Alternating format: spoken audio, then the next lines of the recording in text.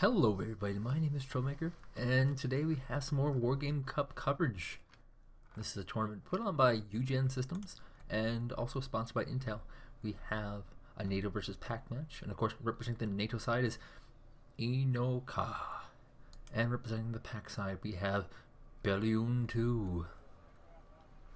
A little bit of a cool announcement. I finally hit 300 subs. A little bit of a milestone for me. Not sure if I'm going to do anything special to celebrate this, but I might get very drunk with all of my YouTube dollars. Yes, the many YouTube dollars. This is Hell's Highway, which is a very tiny map, all things considered. And because of how small it is, there's a large number of strategies that work on this, but it generally funnels down to just a few things. One, since it's very small, it's very susceptible to artillery. Artillery do very well in more closed, cramped spaces where units are more likely to group up. It also favors a lot of helicopter play because the paths that do lead around that do not have roads can only really be traveled by helicopters. There is a relatively high tendency to all in on this map, but having said that, not many people left over in the tournament have all in this map. There's a few tactics involved here. One common one is to try and take the middle, Delta Echo. By keeping this middle early on, you get an economic advantage of a point or two every 5 seconds. And generally speaking, people try to rush for this, and if both players try to rush for middle, each player takes the sides here. If one player is able to get the middle first, he can take middle, while his opponent has to kind of creep in and try and wipe it out. You can see here a very early skirmish. Cobras versus Havocs. The Gazelle supporting the Gazelle is going to pull back. There's actually a lot of helicopters here for Belly'lun2, who is a little bit all in. We see lots of infantry, of course, not a very good solution. He's deploying all of his infantry a little bit early. The VABs are able to hit a single gunship, and looks like all the Cobras for Enohka are kind of in trouble here. Yeah.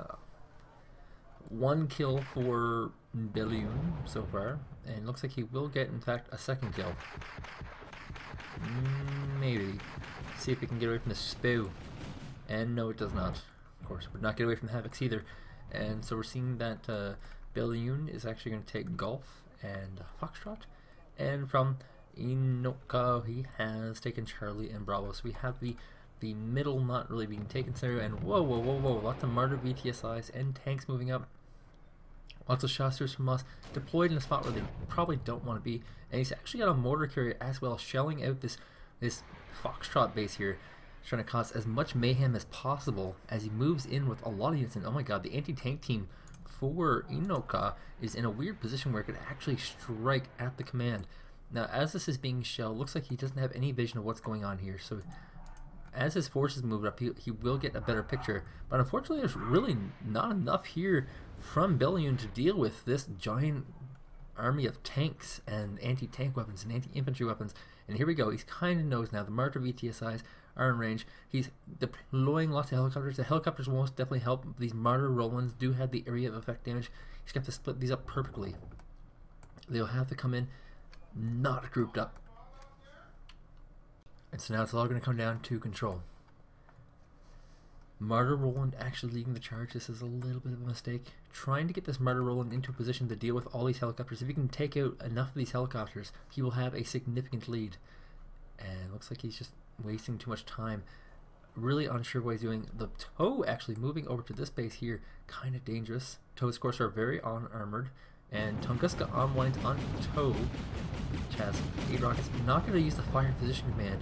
Big mistake by Enoch here, as it looks like the TOW might get taken out. One down, TOW finally winding up, the Tunguska runs away. The TOW missile finally going off. Can I get the TOW? No, it does not get the Tunguska. Tunguska, of course, are very expensive anti-air units and are very high quality. And we see an infantry actually moving here too. The Tunguska does go down, and the TOW actually might be able to come and get this commander. But if this Fuchs can get in range of the French Beta, oh, never mind. The Spadokranowskis with the OT Scots will be more than enough to actually take this out. And we can see a very, very large army of Martyr VCSIs, Martyrs, Rolands, blah blah blah, all showing up. Lots of units here. The command numbers push away, and very early on, Enohka has a very powerful advantage. And unfortunately, these helicopters are just not being used by Belly'lun2. It's a big, big investment, and he's not doing it. You might just notice that there's a demo pop up for Tropical 4. You might want to try that game if you actually enjoy this game, because it's actually quite a good game as far as a simulator goes, and it's really interesting, and it's cheap too. I mean, it does have an expansion stuff too, so that's what we consider. But having said that, it looks like he's going to use the Toad defensively with the Martyr Roland, and he's got the remainder of his forces trying to chase down this command. Looks like these Spadokranowskis are trading very effectively though, and Belly'lun2 might be able to make a small comeback here, but keep in mind the position is lost. And a Gazelle Recon is actually going to spin around and try and spot this command. Kind of scary. And look at all these infantry showing. I mean, here finally comes the aircraft. Of course, the Martyr Roland only has to see this, and they will be in trouble. Be wise. No, he's pulling the Martyr Roland back into support, and lots of forces actually coming into the woods. He might take some pretty significant losses here. Depends on the numbers. And nope.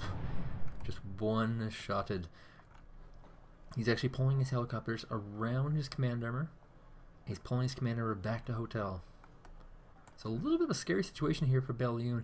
Enohka getting some helicopters of his own, realizing that the anti-air units for Belly'lun2 are completely out of position and not really willing or able to deal with this crazy rush. Now it looks like all the units are actually going to go straight into the belly of the beast, where he is strongest, and push forward with a lot of infantry, a lot of anti-tank weapons here too, which of course do not want to be deployed too close. They want to be deployed at a distance.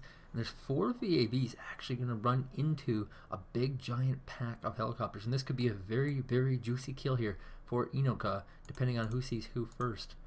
Looks like, could this be the 2 ships in the night? No, the Chasseurs are spotted. They are deployed. They do spawn each other. Well, no, Belly'lun2 doesn't see this yet. Only, oh my god, Enohka sees this coming, but Belly'lun2 does not. And he's going to ride right over these, isn't he? No, Chasseurs trying to chase these down. VAB also trying. And here we go. He's going to get a couple of these. Maybe just the one. Now I panic. It gets away. But now Enohka's position is kind of revealed here, and it looks like he will not fall for this again. So we see that there's a little bit of flanking. Whoa, whoa, whoa! He's going to lose this Gazelle Recon if he's not too careful. It's the micro back. These Havocs are trying to play catch up, and looks like he's actually going to create a flank here at Gulf to deny this location, and all the while he's going to maintain his positions here at Charlie and Bravo. So very, very good play here by Enohka. And Martyr Roland2 catching all these units very clumped up, in trouble. And looks like there's also some Gazelle supporting. And oh, these poor vehicles all gonna fall over in a kind of a spot right now. They can't really escape. They can't really fight. And they're huge loss here for Belly'lun2. And really the only advantage he has was that he had control of the air. And control of the air means a mobility advantage, which is now lost. But he's got a few infantry deployed with a recon, trying to do this very key reinforcement block at this town, a unique feature on the map because the reflexive position does not have that town. Looks like recon firing on recon. The recon pulls back. These mutts, of course, don't have weapons, so they're really actually only used for information. And we can see this mobile Gazelle force now going to try to peel in and make sure this supply block or reinforcement block does not happen. And also you have to note that Enohka has a very large mortar advantage right now, and as he's shelling out this front location, he's actually going to peel in with a lot of forces. He's running out of fuel on a lot of these vehicles, and so very soon he's actually going to be in a very awkward position. We have a small battle going on over here. VAV or step down some forces down some relative ease, and VAV needs to unload and get out of there. Chasseurs will get cleaned up as well with VAV. Big battle going on right here. The VAVs are rushing forward, carrying their precious cargo, and a couple of them actually do need to unload to try and deal with this small flank unit here. There are some BTR Zalos here, of course, and the tank destroyers do need to get out of here. These are expensive units. And oh my god, he might just squeeze a bunch of them through. Here we go, the anti-tank gun Belly'lun2s are out, and the air starting to wind up on these. You see the mud of BTRs, the VAVs, all kind of peeling in. The bridge is destroyed, but that's okay. They can still cross. They'll just go underneath for a little bit. And it looks like he's going to beeline it in. You know, he is running very low on fuel. This could be quite a problem for him. Eventually, he'll definitely not be able to get a command kill out of this, but he's going to be able to do significant damage and definitely take this position because he is doing this so quickly. He's going to drop infantry on top of the Zalos. The Shastra Smash should be able to grenade down these Zalos relatively easily. And Marta BTSI coming in very, very close to each other. Oh my god. Enohka doing a crazy Russian right now. Just really showing that there's a big difference between him and his opponent. The command armor is pulled into Echo, which is kind of an awkward spot because it's pretty open. And he actually doesn't have an active command right now. That's how outplayed he is right now. Enohka just showing a really good game. You have 4 shots to Samas wiping out this group of infantry. There's still the Afghanskis, and it looks as though Belly'lun is going to go for some kind of all-in push. But of course, what he actually has is not very great. There are some resells, MK20, to try and take out these Afghanskis. And as they wind up, it looks like these Afghanskis will finally go down. They've actually earned a relatively high amount of kills here, but it looks like they should go down. There's no logical reasons for this now. Combat level 2 resells to really please this. Especially the shots there's some monster being used as a shield. Whoa, we have another little thing going on here. Spoos and FJBs. Look like they're all gonna die out. There's some gazelles here to also help clean up this special forces, this group of 10 special forces. Oh my god, they actually have Strela rockets, which of course are quite good against air. And running out very quickly. This is obviously not a big trade. And one of the weaknesses of the game itself is that a lot of these interesting units are very unknown. This one's an anti-air unit. People who use this unit probably don't even know that.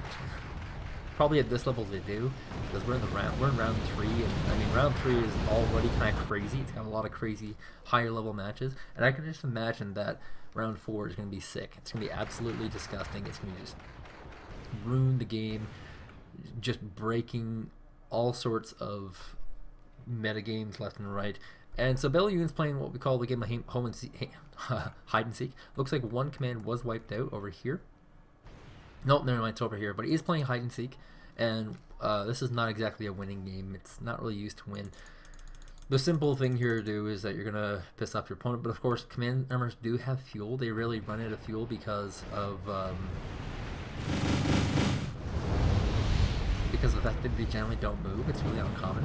There goes one command armor. Now it's just a matter of finding the other command armor. And here we go. It's gonna go down by Kolos and a VAB, unfortunately. And it's rooted, so it looks like it will go down. Huge victory for Enohka, who will in fact go on to round 4. And I actually look forward to watching this guy later in the tournament. He is 1900 rated player, so he's pretty good. He's one of these guys who could easily be top 64 minimum. And yeah, it's a pretty good game actually. You know, for Enohka, not so much for Belly'lun2, but for Enohka, very good game. So yeah. We'll have to see what happens when he goes against another 1800 rated player. No doubt madness.